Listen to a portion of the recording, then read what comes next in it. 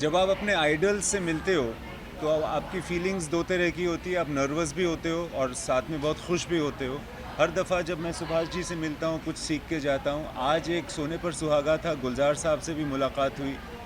And Subhash घाई destinies child, ये किताब आज इनाग्रेट हुई है जो सुभाष जी ने आज लॉन्च की।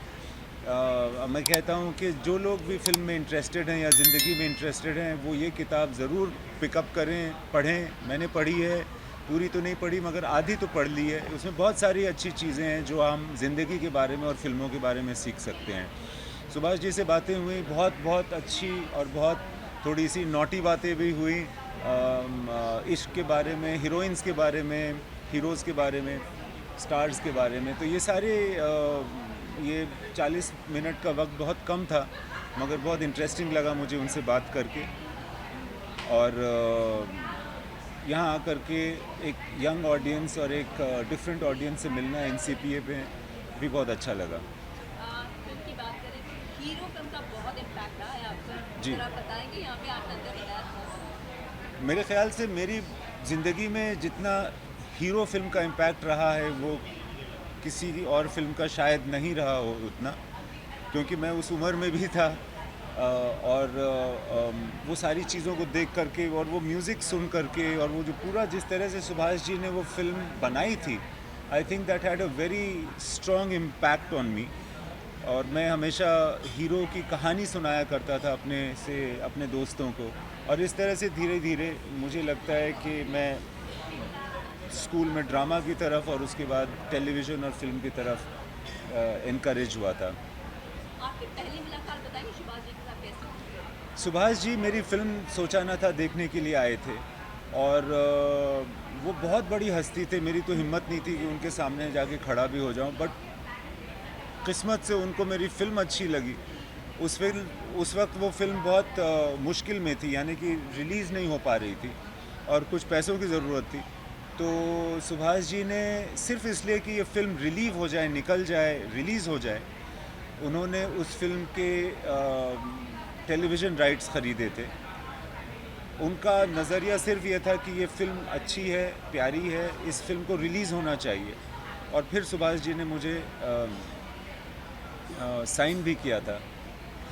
तो Subhash ji for me right when I saw him for the first time, वो एक देवता की तरह थे जिन्होंने मुझे एक बुरे वक्त से बचाया था, मेरी फिल्म को रिलीज़ करवाया था। और आपकी आपकी फिल्मों में आपके गाने बड़े खूबसूरत थे, लेकिन इंस्पिरेशन हमें सुना है कि सुभाष भाई की फिल्मों का बड़ा रहा है इसमें। जी, सुभाष जी की फिल्मों की म्यूज़िक के बारे में आप जानते हैं, उनकी हर फिल्म की म्यूज़िक बहुत ज़्यादा पॉपुलर, बहुत ज़्यादा दिल को छूती है। उन्होंने वो एक बैलेंस मेंटेन किया है जो बहुत अच्छा और पॉपुलर म्यूज़िक हमेशा बनाते रहे हैं। तो वही होता है कि अपने अंदर जो अच्छी चीज़ें होती हैं वो किसी न किसी गुरु से आपने सीखी होती हैं, चाहे वो दृश्य गुरु हो या अदृश्य गुरु हो। सुभाष जी मेरे लिए द्रोणाचार्य की तरह थे, जब मैं एकलव्य की तरह जमशेदपुर में बैठ कर के उनकी फिल्में देख कर के सीखता रहता था।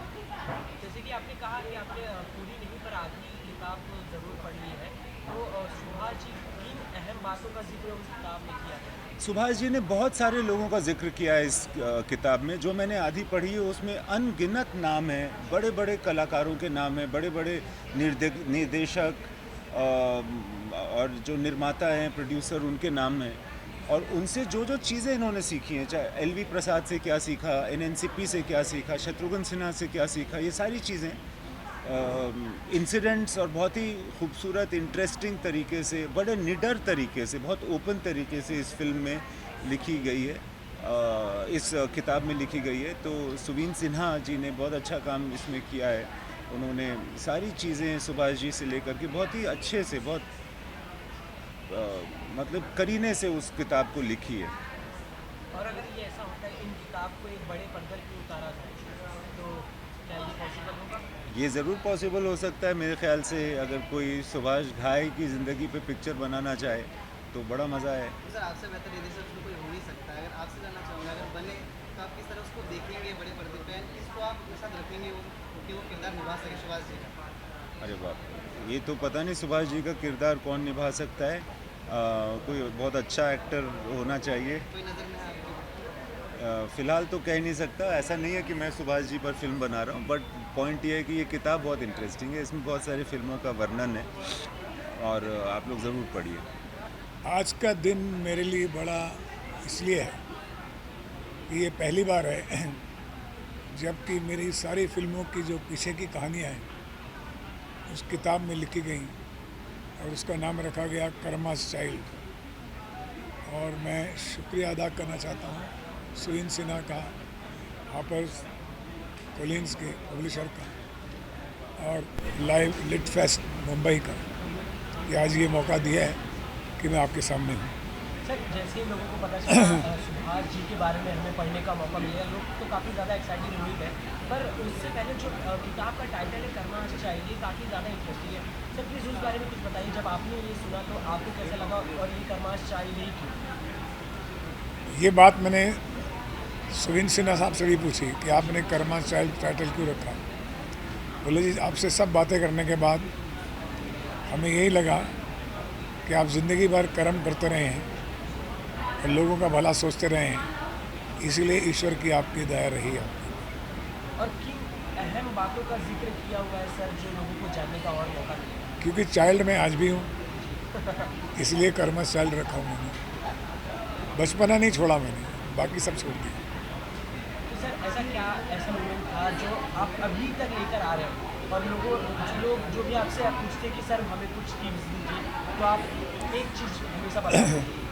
मैं जो सबसे ये कहना चाहूँगा कि टू मच एम्बिशियस मत बनो, ऑर्गेनिकली आहिस्ता आहिस्ता तरक्की करो और अपने काम पर जितना ध्यान देकर उसको डेवलप कर सकते हो एवरी डे।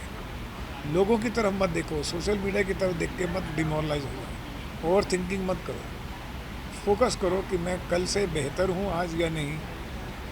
ये बहुत ज़रूरी है आज की जनरेशन के लिए, ऐसा मैं समझता हूँ।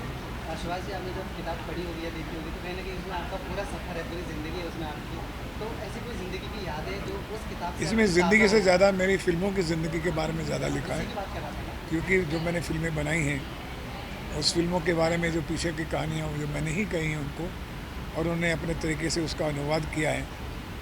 बड़ा इंटरेस्टिंग है, मतलब मुझे कई जगह मुस्कुराना भी पड़ा और कई जगह पूछना भी पड़ा कि इतना बड़ा सच भी कैसे बोल दिया तुमने यार इस दुनिया में, कि कोई भी चीज़ जो है किसी भी टुकड़े में आ जाती है तो उसका इंटरप्रिटेशन चेंज हो जाता है। तो मैं आशा करता हूँ कि सब बच्चे लोग सब लोग उस किताब को पूरा पढ़ें, जो भी अध्याय उनको अच्छा लगे। They should read in full context, not in A one line context. Sir इतनी सारी फिल्म्स की कहानियों को आपने एक किताब में समेटा है, कितना समय लगा इस पूरे प्रोसेस में? पहले तो मैं ये कर ही नहीं रहा था, 3-4 साल लगे तो उनको हमें मनाने के लिए मुझे कि भी आपका एक्सपीरियंस चाहिए। फिर मैंने कहा कि अगर होगा तो चलो मैं आज बता ही देता हूँ कि मेरी कहानियों को फिल्मों बनाने में क्या क्या तकलीफ़ें आई, क्या क्या डायलेमा हुए, क्या क्या सक्सेस मिली। तो सब मैंने जो बयां किया है उसमें वो दिल से किया है, मैंने दिमाग से नहीं किया। सर लास्ट में आपसे यही जानना चाहेंगे, जिस तरह से लोग काफ़ी आजकल स्ट्रेस रहते हैं, काफ़ी सर्वाइव नहीं कर पाते, तो इस टेंस में रहने के बाद भी आपसे काफ़ी कुछ लोग सीखते हैं, तो आपसे जानना चाहेंगे लोग कि व्हाट इज़ लाइफ, लोगों को कैसे जीना चाहिए, अगर आपको बताना। लाइफ भागदौड़ नहीं है, लाइफ एक ठहराव है। जितना ठहराव से आप चलेंगे उतनी लंबी ज़िंदगी में सफलता मिलेगी। बस इतना ही कहना चाहूँगा। जो ये भागदौड़ है उसी में उनकी प्रॉब्लम ज़्यादा है।